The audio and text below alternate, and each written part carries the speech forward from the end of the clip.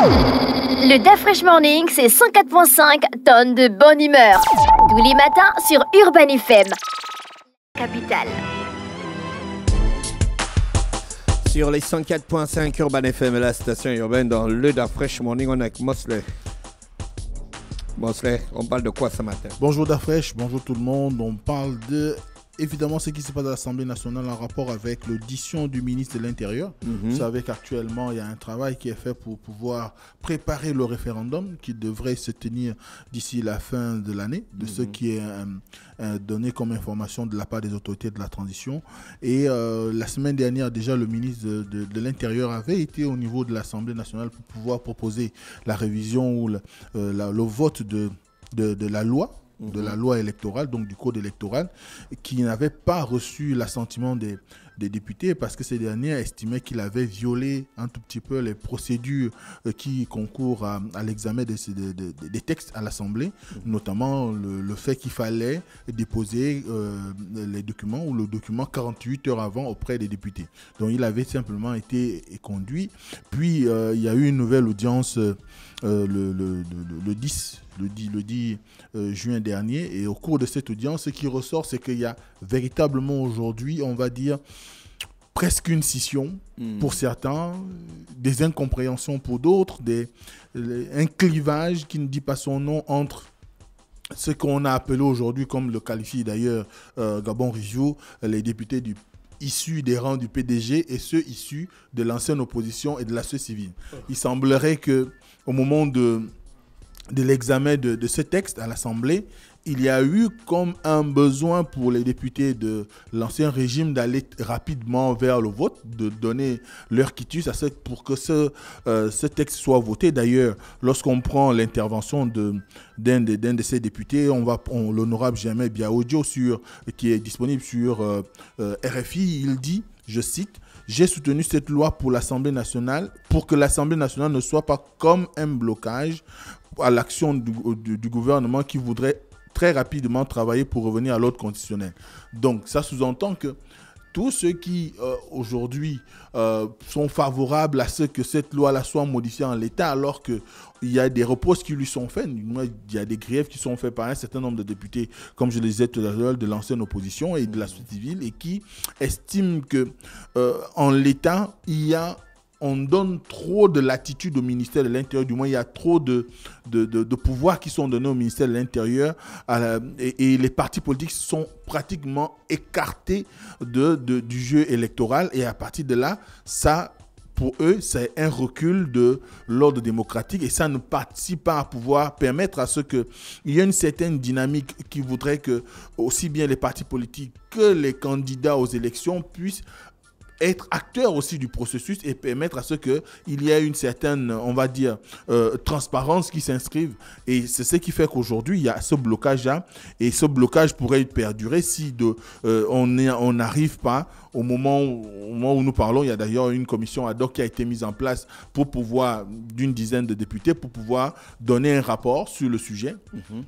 Et à l'issue de ce rapport, ils auront à dire ce qu'il est en droit de faire, parce que de tout ce qui est reproché, on voit bien que ici, ce sont les partis politiques qui estiment que n'ayant plus de place dans l'organisation des élections, c'est une entorse à la démocratie. Et pour beaucoup d'observateurs, ça devient un premier problème pour le CTRI, parce que cette question de la révision du code électoral montre à suffisance que l'Assemblée l'Assemblée de la transition n'est pas composée que des gens suffisamment, on va dire, acquis à 100% sur tout ce qui pourrait être fait et qui peut-être pour eux ne concourraient pas à l'expression démocratique et qui, en faveur du CTRI, ne serait pas automatiquement validé par l'Assemblée. Donc c'est un premier couac.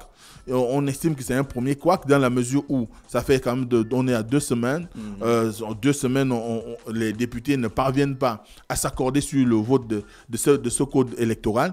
Et bien plus encore, il y a une question qui a été mise sur la table, c'est le rapport avec le pourquoi de la précipitation de ce vote de nouveau code électoral, quand on sait que dans le chronogramme de la transition, il était prévu l'organisation on va dire, du référendum après le vote de la nouvelle constitution. Or, il se trouve que la nouvelle constitution, jusque-là, on n'a pas une date précise de quand elle pourra être présentée aux Gabonais, même si on sait qu'il y a eu les comités qui ont été mis en place sont en train d'y travailler, mais on ne sait pas à quel moment. Et les députés ont clairement posé la question de savoir pourquoi cette précipitation, parce qu'au dire du ministre de l'Intérieur, l'ambition serait que pour organiser le référendum, il faudrait que cette loi soit mise en œuvre.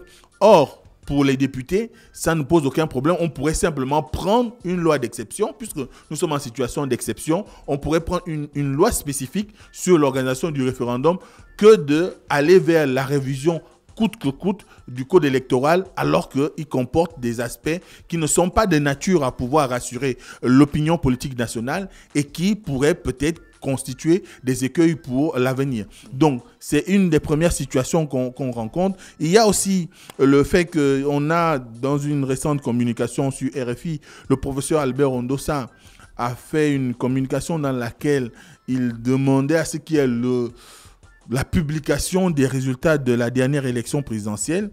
Ce n'est que, on va dire, une continuation de sa revendication de la victoire, et on sait ce que ça a produit dernièrement. Notamment, il y a eu une conférence de presse il y a quelques semaines conjointe avec le Pierre Claver Manga Moussavou, et au cours de cette conférence de presse, ils ont plus ou moins exprimé leur point de vue concernant la transition, que pour beaucoup, et du moins pour eux, ils estiment être aujourd'hui pratiquement vers la voie du totalitarisme, parce qu'il y a un certain nombre de situations qui font qu'aujourd'hui, quand on regarde comment est pratiqué l'exercice du pouvoir par le CTRI, il n'y a pratiquement pas de discussion, il n'y a pas de débat. Les gens semblent, du moins l'esprit de consensus qui règne depuis là, semble aller vers beaucoup plus d'adoption sans qu'il y ait matière à redire sur tout ce que fait le CTRI, et à partir de là, lui, il estime qu'aujourd'hui, il est important, pour éviter qu'on ne retombe dans les travers des années antérieures ou du système déchu, qu'on soit inscrit dans une logique qui ferait qu'on rentre dans la capacité à pouvoir donner la vérité des urnes, donc évidemment publier les résultats des élections. Bon, maintenant, est-ce que le CTRI est prêt à faire ce pas? Je ne sais pas, mais ce qui est sûr, on sait aussi que la tournée du président de la transition dans la province de Wollingham, à laquelle prenait part Albert Ondossa, avait été l'occasion pour eux de se partager ce qu'on a appelé le gibier.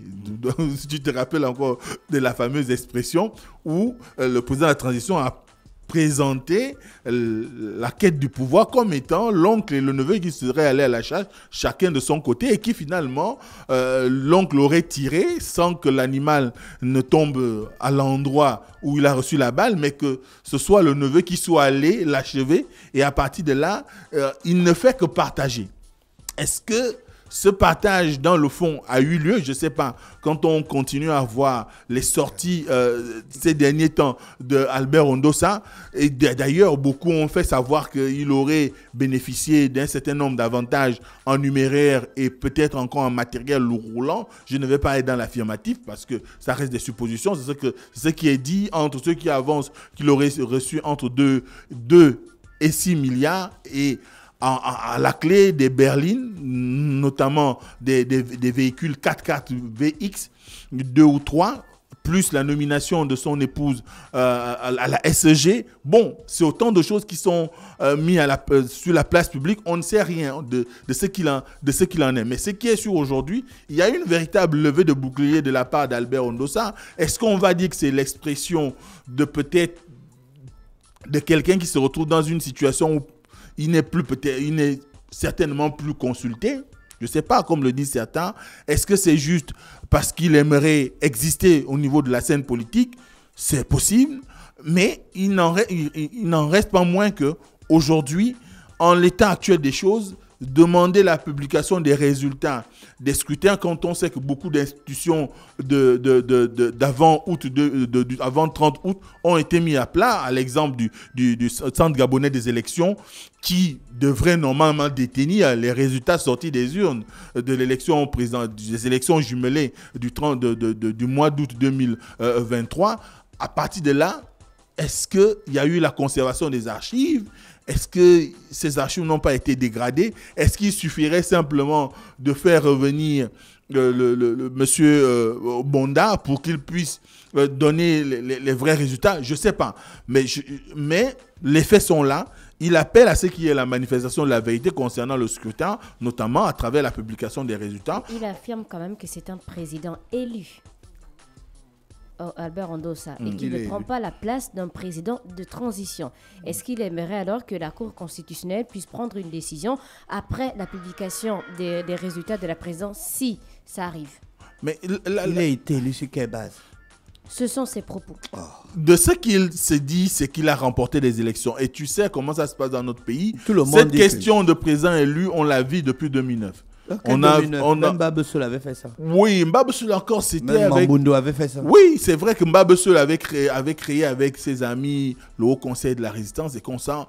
Mais ce qui est sûr, depuis 2009, on a vécu dans cette histoire de président élu. Mbabam a été l'un des tout premiers au niveau